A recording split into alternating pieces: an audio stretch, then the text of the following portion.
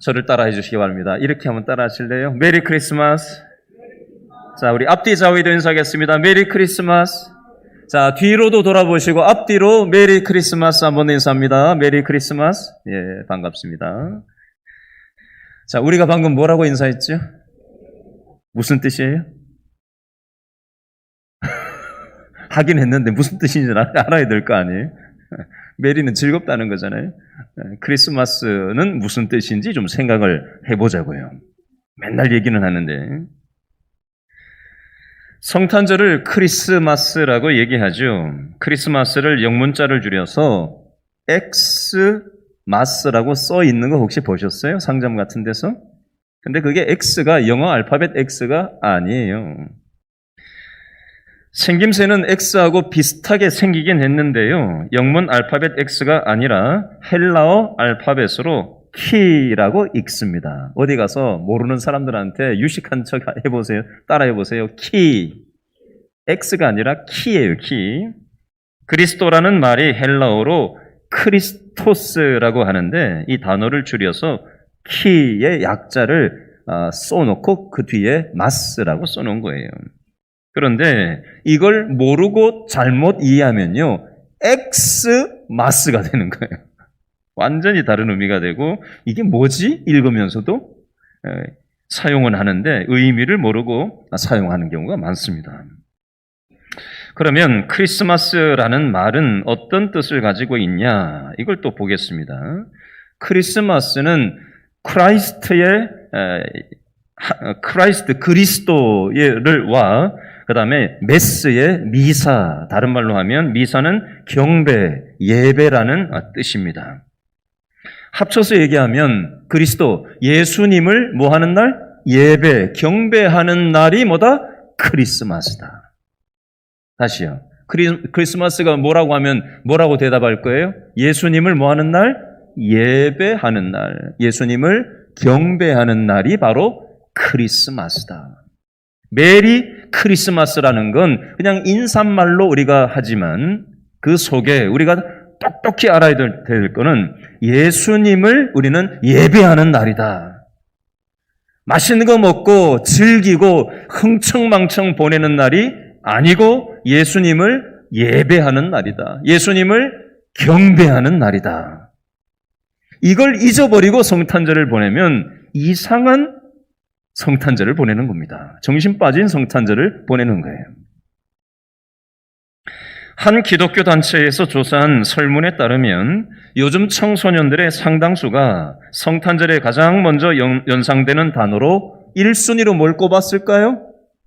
산타. 2순위는요? 선물, 크리스마스 트리, 캐롤, 이런 것을 떠올렸다고 합니다. 그런데 문제는 기독교인이든 기독교인이 아니든 별반 차이가 없다는 게 문제고요. 지난주에 어느 기독교 방송국, 일반 방송이 아니라 기독교 방송국에서 성탄절 하면 뭐가 떠오르세요? 라고 하면서 1번, 2번, 3번, 4번, 5번, 6번 쭉 해가지고 생각날 만한 거를 객관식으로 이렇게 찍으라고 하나 정하라고 했는데 아무리 찾아봐도 예수님이 없더라고요, 항목에서. 기독교 방송국에서 성탄절 하면 생각나는 게 뭐냐라는 항목을 만들었는데 예수님 없는 항목만 묻고 있더라고요. 제가 그걸 보면서 물론 기본은 다 예수님을 생각하겠다 그걸 조사하는 건 아닌 것 같긴 해요. 물론 그럼에도 불구하고 혹시나 우리가 이 부분을 간과하고 있는 건 아닌가 그 생각을 지울 수가 없었어요.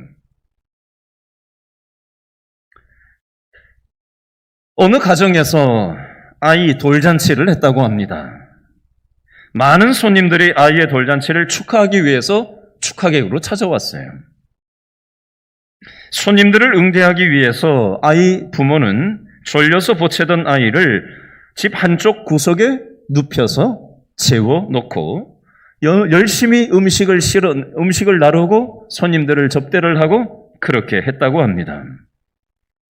손님으로 왔던 사람 중에 한 사람이 아이가 구석진 데서 자는 걸 보고는 혹시 추울까 싶어서 자기가 입고 있던 옷을 아이를 꼭 이렇게 싸매놨대요. 눈, 코, 입만 쏙 나오게. 잘 싸야지 따뜻하니까. 그렇지요?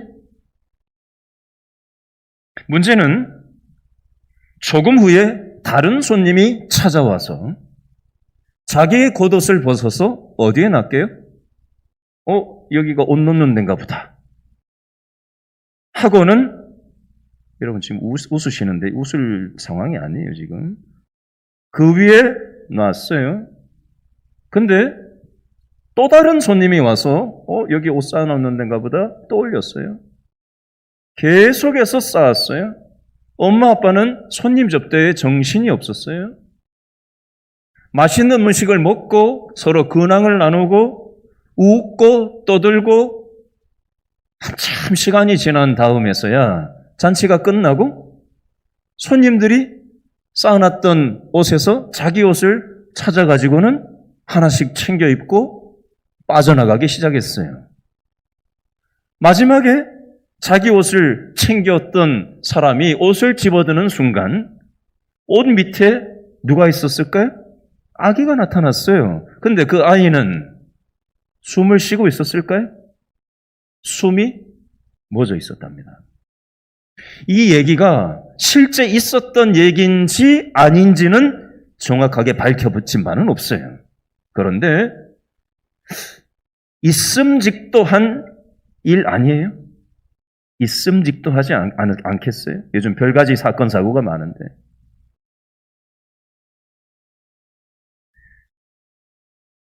여러분, 제가 중학교 때였습니다. 성탄절 전날 밤 제가 다니던 시골 교회에서 중등부 친목회가 열렸어요. 오늘 오후 예배가 마치면 우리 중고등부에서도 아이들끼리, 중고등학생들끼리 친목회를 오늘 한다고 하더라고요. 뭐 그런 식으로 저도 제가 중학교 때 친목회를 했었어요. 남자아이하고 여자아이하고 어떻게 손을 잡을 일이 있겠어요? 근데 중고등부 친목회를 하면 남자애들, 여자애들이 중간중간에 남자 하나 안고 여자 하나 안고 남자 하나 안고 여자 안고 해가지고 손을 이불을 딱 덮어가지고 손이 안 보이게 해서 서로 손을 잡고 뭘 할게요? 누가 전기를 힘을 딱 줘서 전기가 통하게 했는지 술래 맞추는 전기 게임이라고 아세요? 전기 게임. 여자의 손을 잡으니까 찌릿찌릿하죠? 그래서 전기 게임이에요. 그걸 이제 하면서 그 먹을 것이 없던 시절에 과자도 수북히 놓고 먹어가면서 전기 게임을 하면 얼마나 재미있었는지 몰라요. 성탄절 그 시간에 중고등학생들이 모여서 친목회를 했는데 너무 재미났어요. 맛있는 것도 많이 먹고. 그런데 제가 화장실이 가고 싶어가지고 밖에 나가서 볼일을 보고 들어가려고 하던 차에 어떤 생각이 딱 들어왔냐면요. 오늘은 예수님의 생신인데 왜 우리는 예수님은 생각도 안 하고 우리끼리 좋아라 하고 있나? 이 생각이 딱 드는 거예요. 그러면서 제 발길이 불이 꺼져 있는 본당 어두컴컴한 본당을 예배당을 향해서 혼자 제가 갔어요. 그래서 거기 앉아가지고 뭘 했는지 아세요? 기도를 했어요. 하나님, 오늘이 예수님 생신인데 우리는 우리끼리 좋아라 하면서 이러고 있네요. 하나님이 되게 슬프실 것 같다는 생각이 들었어요. 어린 마음에. 그래서 눈물을 흘리면서 제가 그때 기도를 했던 기억이 있어요. 아직도 그때 그 느낌이 선명해요. 제가 제 사모한테 이 얘기를 했더니 중학생이 뭐 그래? 그러더라고요. 어쨌거나 저는 그때 그랬었어요. 그 마음이 있었어요. 오늘 우리가 읽은 성경 마태복음 2장 1절부터 12절은 지금으로부터 2022년 전에 예수님이 이 땅에 오셨을 때 어떤 일이 생겼는지를 기록하고 있습니다. 하나님의 아들 예수님이 인간의 몸을 입으시고 냄새나는 말 밥통에 태어나셨어요. 그 당시 대부분의 사람들은 예수님이 우리를 위해서 선물로 이 땅에 태어나신 사실에 관심이 없었고요. 자기 살기 바빴고요. 즐길 거리, 먹거리, 노후 준비, 그 당시에도 노후 준비가 있었을 거예요. 요즘만 그런 건 아닐 거예요. 살기 바빠서 하나님에 대해서는 안중에도 없이 관심도 두지 않고 살고 있었을 때였습니다. 그러던 어느 날 동방의 박사들, 오늘 성경 마태복음 2장 1절 둘째 줄에 보니까 동방으로부터 박사들이 이스라엘 예루살렘으로 왔다라고 되어 있는데요. 페르시아 지역, 요즘으로 치면 중동 지역, 예루살렘의 동쪽 지역, 동방에 있는 천문학자들이, 고대 과학자요 철학자인 이 동방의 박사들이 아주 권력 엘리트 층이었어요. 이 사람들은 왕을 세우는데도 관여했던 그런 정도의 사람들이었습니다. 단지 과학만 하는 사람이 아니었고, 별만 보는 연구하는 사람이 아니었고, 권력의 핵심 최측근이었고, 왕을 세우는데도 관여할 만큼 대단한 엘리트 사람들이 바로 이 동방으로부터 온 박사들이었습니다. 이 사람들은 별자리를 연구하면서 개인이나 국가의 운명을 예측하고 대비하고 준비했던 그런 전문가 집단이었습니다. 이 사람들이 별을 연구하다 보니까 눈에 띄는 별이 나타났어요. 요즘도 특이하게 보이는 별이 몇 년 만에 나타났다 그러면은 뭐 애들 교육시키려고 가서 뭐 망원경 가지고 막 하늘 보고 막 이러잖아요, 요즘. 그죠? 천문대 가서 막 보고 막 뭐 그런데 공부시키고 그런 것에 관심이 있잖아요. 근데 이 사람들은 연구자라고요. 천문학자들이란 말이에요. 그러니까 맨날 별을 연구하고 있단 말이에요. 근데 눈에 띄는 별이 나타났는데 이 별이 어떤 별이라고 예측을 했냐면 바벨론에 포로로 끌려갔던 유대인들을 통해서 구약 성경을 이 천문학자들이 이미 접했던 것으로 보여집니다. 구약 성경 민수기 24장 17절 말씀에 보면 메시아에 대한 예언의 말씀이 민수기 24장 17절에 있는데요. 앞으로 미래에 이스라엘에서 한 별, 야곱의 별이 나타나서 메시아로 활동할 거다라는 민수기의 말씀을 이 천문학자들, 동방에서 온 박사들이 이미 접하게 되었을 것으로 보여집니다. 그러던 중에 이상한 별의 존재를 보면서 혹시 민수기에서 나왔던, 읽었던 그 별인가? 그래서 이 사람들이 그 별의 이동 경로를 따라서 이스라엘 예루살렘까지 쫓아온 거예요. 그 내용이 오늘 본문 마태복음 2장 1절 말씀이에요. 그 당시 왕은, 이스라엘의 왕은 누구였냐? 헤롯이라는 왕이 있었어요. 우리나라에 현재 윤석열 정부가 있는 것처럼 2022년 전 이스라엘의 왕은 헤롯 정부였습니다. 자, 이 천문학자들이 와서 이스라엘 영토로 다른 나라로 갔으니까, 그죠? 비행기가 뜨면 다른 나라 영토로 넘어가면, 그죠? 바로 사인 뜨고 연락 오고, 지휘계통에게 이거 어떻게 해야 됩니까? 쏴야 됩니까? 말아야 됩니까? 경고 사격을 해야 됩니까? 어떻게 해야 됩니까? 정부의 사인을 기다리잖아요. 그렇죠? 동방에서 온 다른 나라 천문학자들이 이스라엘에 왔으니 왕한테 보고가 딱 가지 않았겠어요? 근데 이 사람들이 그 사람들이 왔냐? 왜 왔냐? 물어봤는데 뭐라고 한 거예요? 왜 왔다고 한 거예요? 2장 2절에 보니까 유대인의 왕으로 나신 이가 어디 계시냐? 우리가 동쪽에서 그의 별을 보고 그에게 경배하러 왔다라고 왕한테 보고가 들어간 거예요. 그랬더니 이 이스라엘의 그 당시 정권을 잡고 있던 절대 권력자였던, 요즘 대통령제하고 달라요. 고대 사회에서의 이 왕은 절대 권력이거든요. 그죠? 근데 지금 내가 이 나라의 왕인데 뭐라고 돼 있어요? 2장 2절에? 유대인의 왕으로 나실 일을, 태어날 일을 위해서 우리가 그걸 위해서 이 땅에 왔다. 이런 얘기를 딱 한 거예요. 그랬더니 헤롯 왕이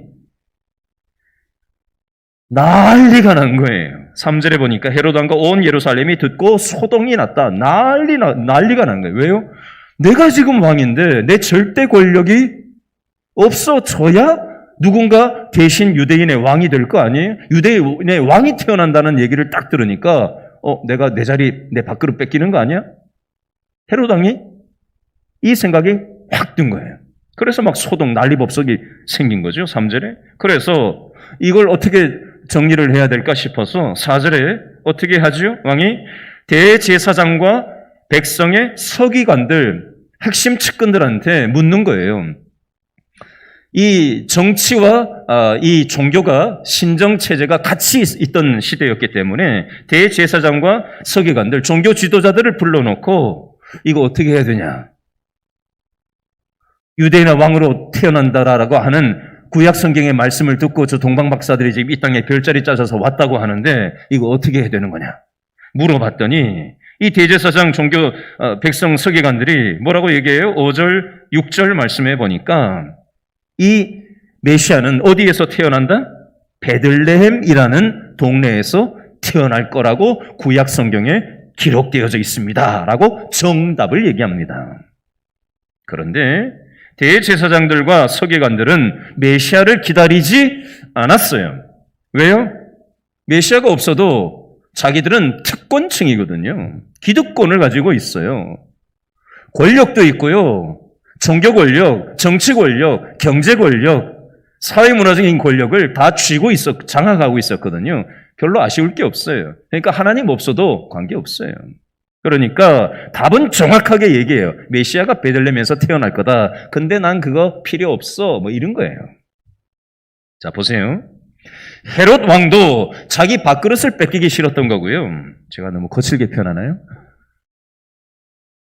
대제사장과 서기관들도 자기 밥그릇 뺏기기 싫었던 거예요. 기득권을 지키고 싶었던 거예요.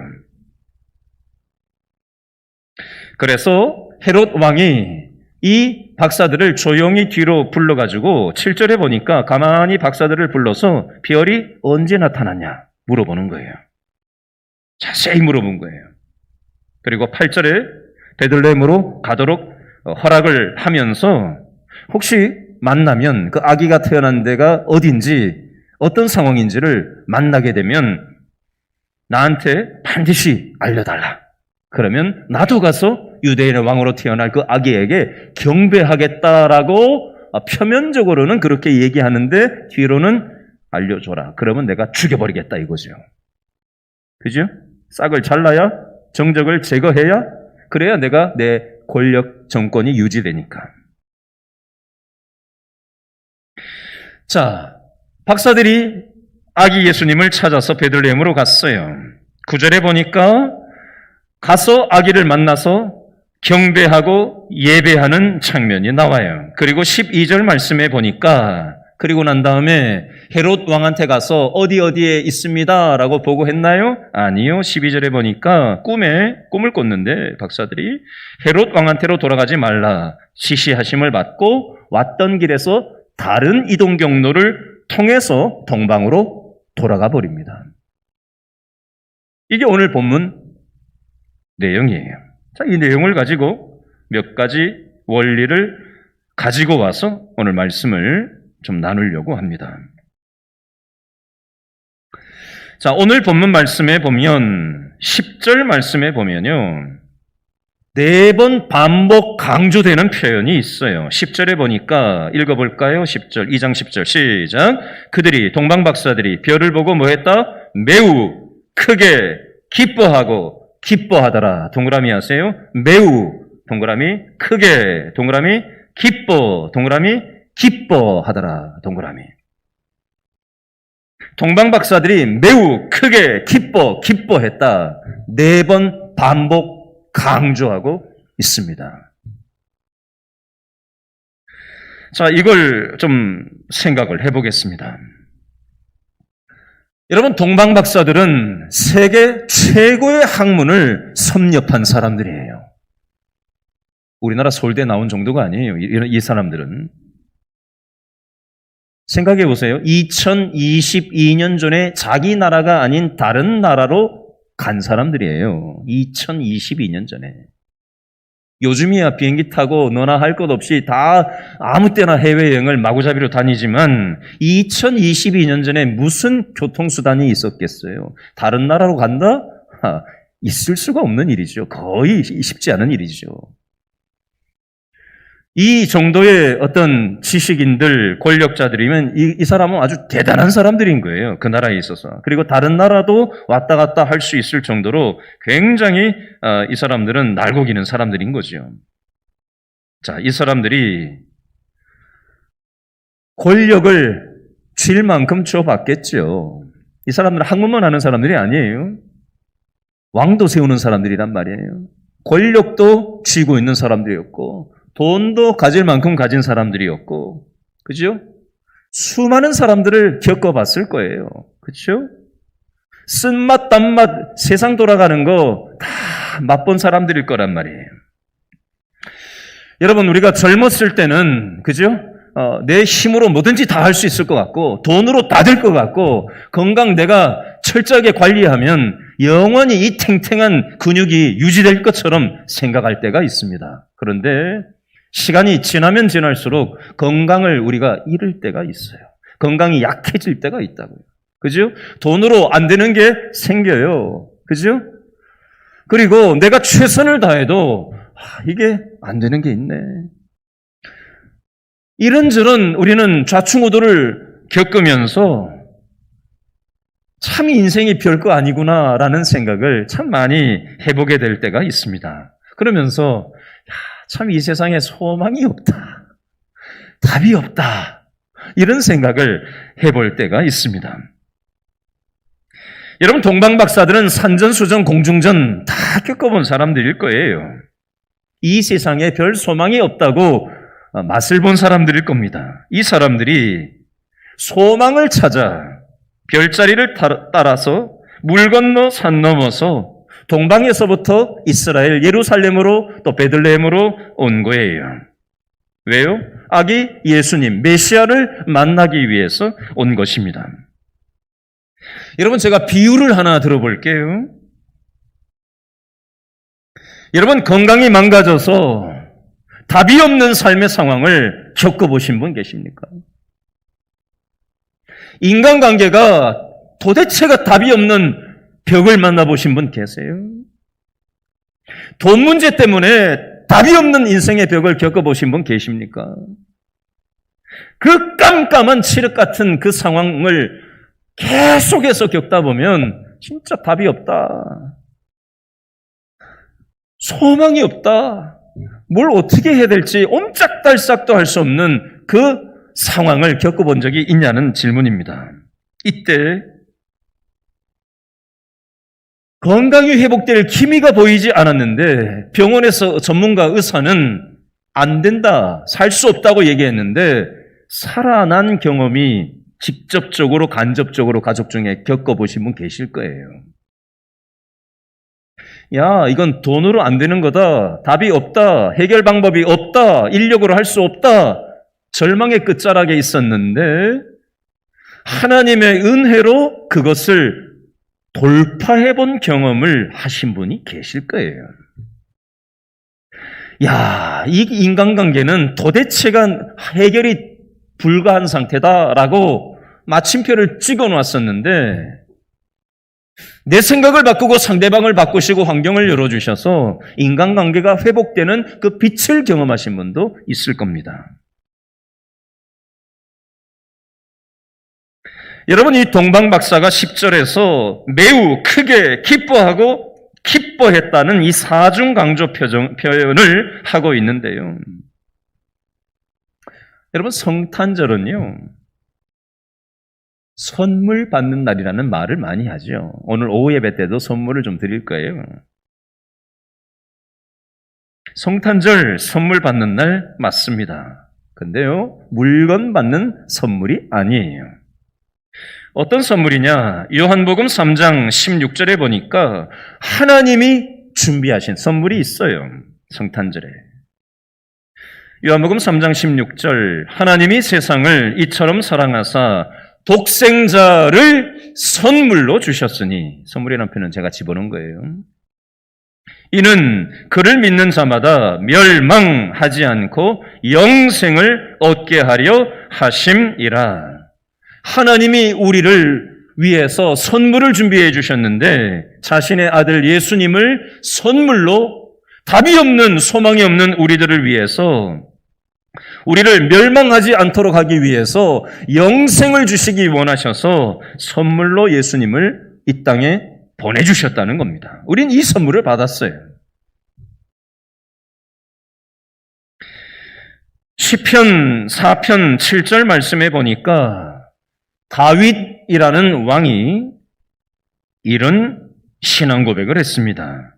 주께서 내 마음에 두신 기쁨은 그들의 곡식과 새 포도주의 풍성할 때보다 더하니이다. 무슨 말이냐면요, 하나님이 나한테 주신 기쁨은 곡식과 새 포도주의 풍성할 때 오는 기쁨보다 비교할 수 없이 더 크다라는 거예요. 세상 기쁨보다 하나님이 주신 기쁨이 비교 불가하게 더 크다라고 비교해서 설명하고 있습니다. 여러분, 다윗은 왕이었어요. 다 가져본 사람이라고요. 요즘 대통령 수준이 아니에요. 고대 사회에서의 이 이스라엘에서 솔로몬 왕하고 다윗 왕 시절에는요, 세계 패권을 장악하고 있는 나라였어요. 이스라엘만의 왕이 아니었어요. 인근의 모든 나라들이 와서 조공을 바치던 그런 정도의 나라였습니다. 그 나라의 왕이 다윗 왕이었는데 그 왕이 하는 얘기가 세상 기쁨보다 하나님이 주신 기쁨과 비교가 안 된다라고 얘기를 하는 거예요. 비유를 하나 들어볼게요. 여러분, 꼬맹이 어린아이들이 먹는 게 눈앞에 있으면은 좋아라 하죠. 그죠? 그러면 먹는 걸 어떻게 해요? 집어다가 자기 입으로 가지고 와요. 그죠? 그죠? 맛있는 거 먹으려고 들잖아요, 아이들이. 먹는 거 아닌 것까지 막 집어넣으려고 그러잖아요. 그렇죠? 또, 장난감이 있으면은 그걸 가지고 이제 노는 거죠. 재밌게 노는 거죠. 맛있는 걸 입에 넣고 재밌는 걸 가지고, 장난감을 가지고 놀면서 신나게 놀아요. 그죠? 근데 이 아이가 울 때가 있어요. 왜 울까요? 똥 싸서? 오줌 싸서? 기저귀 갈아달라고 울 때도 물론 있죠. 이 아이가 왜 울까요? 고개를 돌려요.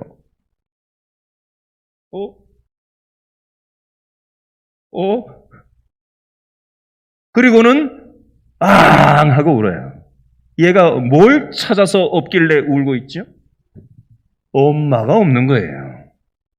먹을 게 있어도, 즐길 거리가 있어도 이 아이에게는 엄마가 절대적인 존재인 거예요. 그렇죠? 이 이치가 영적으로 우리에게도 똑같은 이치예요. 우리도 먹고 살아야 되잖아요, 이 세상에. 집도 있어야 되고 차도 있어야 되고 먹고 자식들 교육도 시켜야 되고 노후 준비도 해야 되고, 그게 어린아이에 있어서 먹는 거하고 즐길 거리하고 비슷하다고 생각하시면 돼요. 그죠?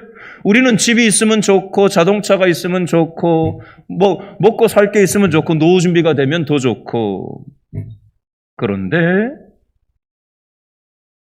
왼쪽을 돌아보고 오른쪽을 돌아봐도 하나님이 나하고 함께 계시지 않으면 앙 하고 울 줄을 알아야 되는데, 울지 못하고 이 집에만 매달려 있는 사람도 있고요. 자식에게만 매달려 사는 사람도 있고요.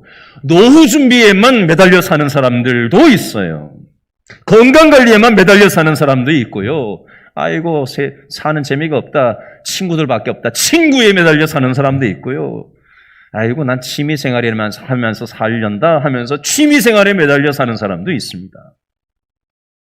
그것들이 찰나적인 즐거움은 줄 수 있을지 모르겠지만 영원한 즐거움을 줄 수는 없는 거거든요. 절대적인 인간의 그 허전함을 채워줄 수는 없는 거거든요. 하나님만이 채울 수 있는 절대 공간이 사람의 영혼 속에 있는데 그런 따위를 통해서는 채워지지가 않는 거거든요. 영혼의 허기가 있다는 거예요. 하나님을 만나야 우리의 인간 존재는 근본적인 만족을 경험할 수 있습니다. 여러분, 우리는 영원한 천국에 가서 영생을 누리겠지만 죽고 나서만 영생이 있는 게 아니라 죽기 전에 이 땅을 살아가는 현재 현실에서도 영생이 있어요. 뭐가 영생이냐? 현재적인 영생이냐? 지금 내가 예수님을 내 인생의 만족의 근거로 삼는 거, 하나님의 말씀 안에 거하면서 살아가는 거, 그래야 우리의 인생이 근본적인 만족을 현재적으로 경험하며 누리며 살아갈 수가 있습니다. 저는 이 성탄절에 저와 여러분이 이 사실을 깨닫고 경험하면서 살아갈 수 있었으면 좋겠어요. 제가 건강, 무슨 공단이죠? 의료보험공단이? 건강보험공단이? 거기서 하는 대장 검사하는 거 그 통을 하나 받아왔어요. 뭘 담아가야 돼요, 제가 며칠 뒤에. 뭔지 아시죠? 대장 검사할 때 쓰는 거? 그 통에 담아가야 되는 거? 모르시는 분들이 있을까봐. 똥! 졸지 말고 정신 차리시고. 여러분, 구원의 기쁨을 맛본 사람은요, 천국의 맛을 보았기 때문에 이 세상의 것이 똥과 같이 여겨져요.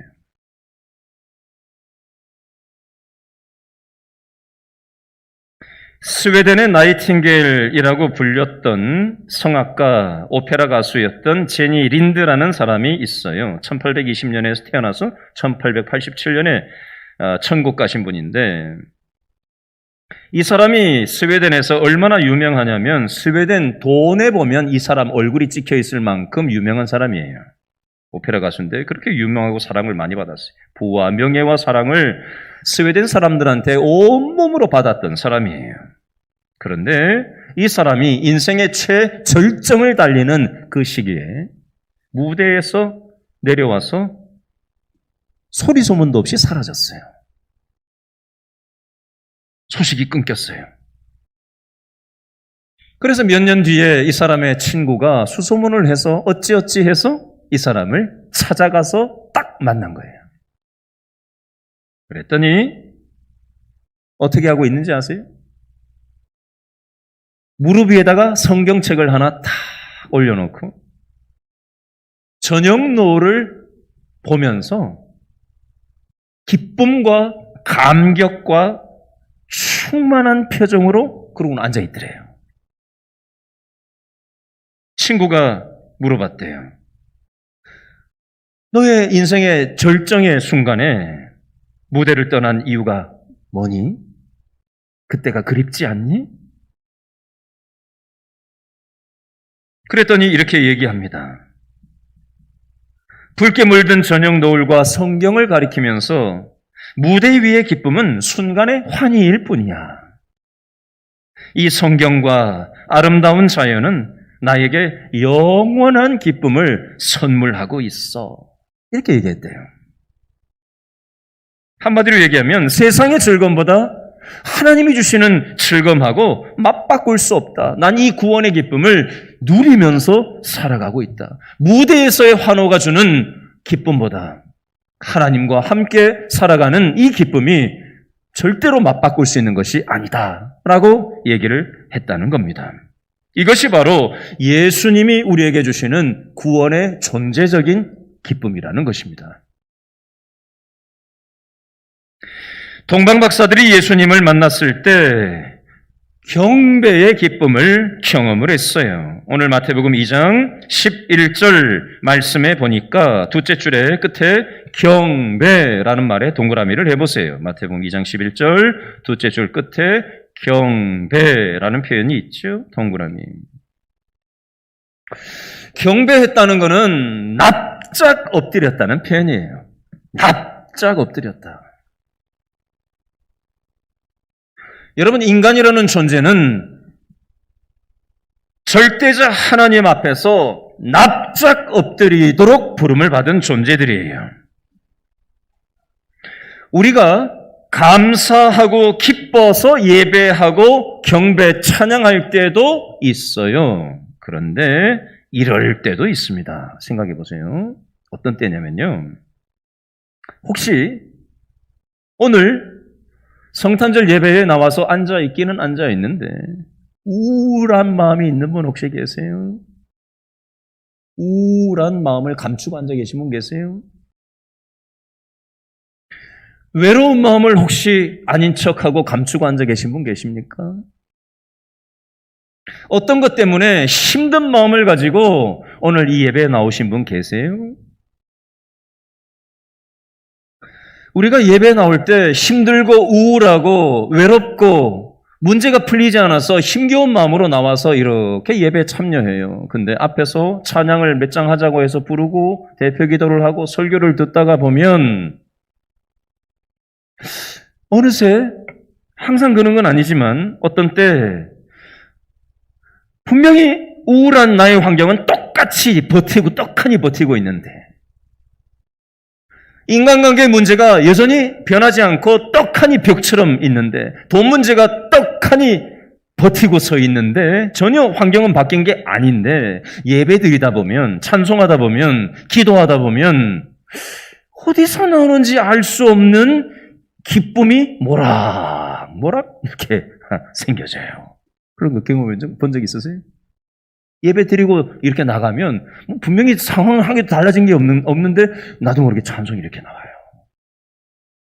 그게 뭐냐면요. 믿음 안에서 하나님 앞에 내 전 존재가 엎드린 사람이 하나님으로부터 주시는 그 경배자에게 주시는 기쁨이 나도 모르게 경험되고 나오는 거예요. 누가복음 2장 14절에 보면 이런 표현이 있어요. 하나님이 기뻐하시는 사람들 중에 평화로다. 평화는 평화인데 어떤 평화냐? 하나님이 기뻐하신 사람들 중에 평화로다. 하나님 앞에 납작 엎드려서 하나님을 인정하고 나는 유약한 존재입니다. 나는 부족한 존재입니다라는 걸 인정하는 게 납작 엎드리는 거예요. 경배예요. 그 사람에게 뭘 주셔요? 평화를 주셔요. 여러분 예배당 나와 앉아 있는다고 평화가 저절로 오는 게 아니에요. 착각하지 마십시오. 주일날 예배 나왔냐 말았냐에 따라서 평화가 오고 말고가 아니고요. 똑같이 나와서 예배 드리더라도 하나님 저는 연약한 존재입니다. 하나님의 도우심이 필요한 존재입니다. 예수님의 십자가를 의지합니다. 그 믿음이 있는 사람에게 하나님은 평화를 주시는 거예요. 저는 오늘 성탄 예배를 드리는 저와 여러분의 마음 가운데 이 평화가 경험될 수 있기를 바랍니다. 아멘. 사모하세요. 우리의 부족함을 인정하세요. 하나님은 그걸 원하셔요. 대단한 걸 원하시는 게 아니에요. 마지막 동방박사들이 세 번째 기쁨을 기뻐했는데요. 헌신의 기쁨을 누렸습니다. 마태복음 2장 11절 말씀 셋째 줄에 보니까 동방박사들이 아기 예수님한테 예물을 드려요. 황금, 유향, 몰약을 예물로 드리니라. 예물의 동그라미. 예물의 종류는 첫 번째 황금, 두 번째 유향, 세 번째 몰약을 예물로 드렸다라고 되어 있어요. 황금은 왕한테 드리는 예물이에요. 유향은 하나님께 드리는 예물입니다. 몰약은 방부제로 죽을 사람한테 드리는 예물이 몰약이에요.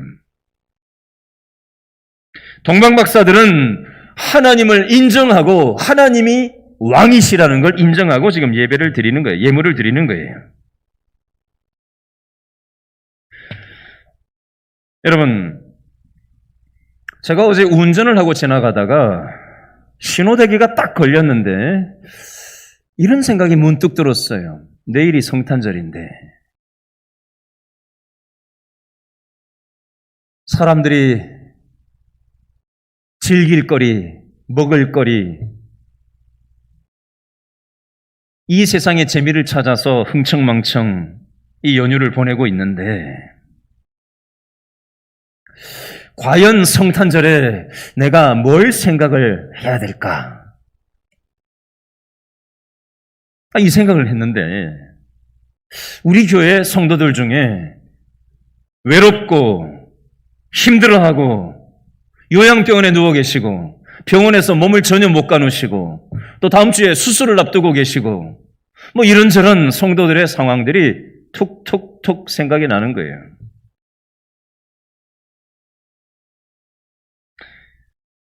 여러분, 1년 중에 자살률이 최고로 높은 시즌 중에 하나가 이 크리스마스 시즌이라고 합니다.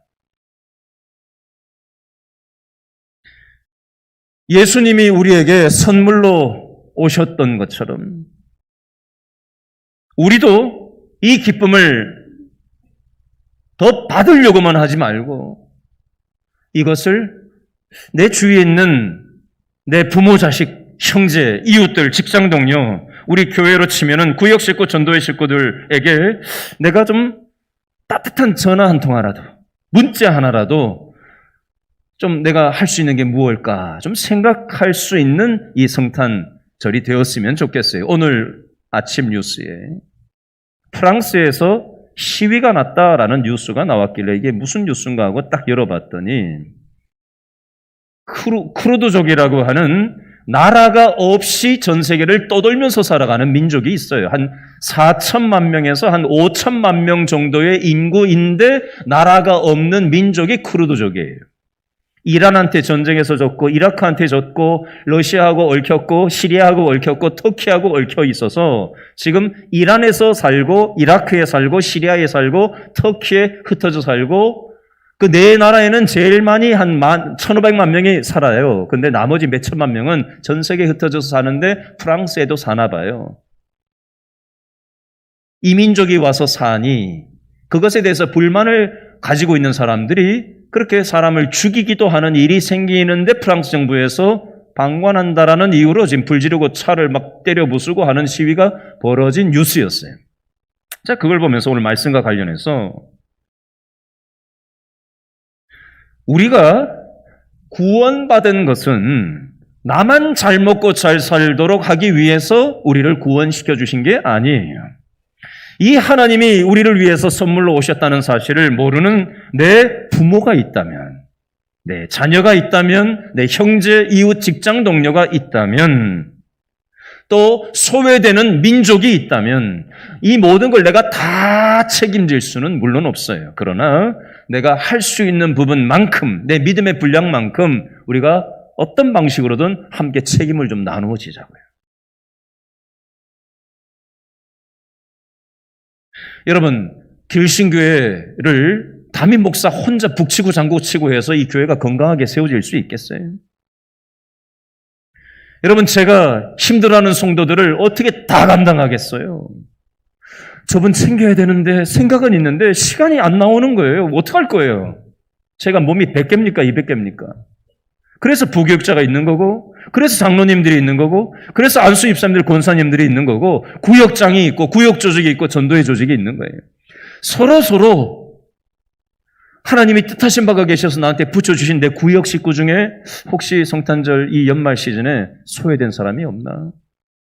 외로운 사람이 없나? 힘들어하는 사람이 없나?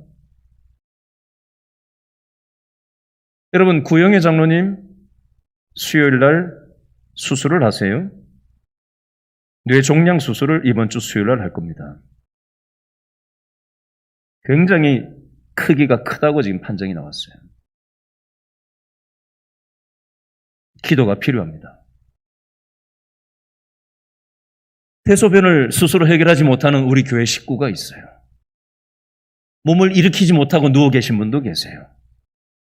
찾아가야지 하는데 지금 연말에 너무 바빠서 제가 찾아가지 못하고 있어요. 인천에도 요양원에 제가 지금 찾아가려고 전화번호는 지금 확보를 해놨는데 지금 시간이 안 나가지고 아직도 못 가고 있어요. 여러분 부탁드릴게요. 하나님은 우리를 선물만 받고 좋아라 하면서 사는 사람들로 부르지 않으셨어요. 우리가 이 구원의 기쁨,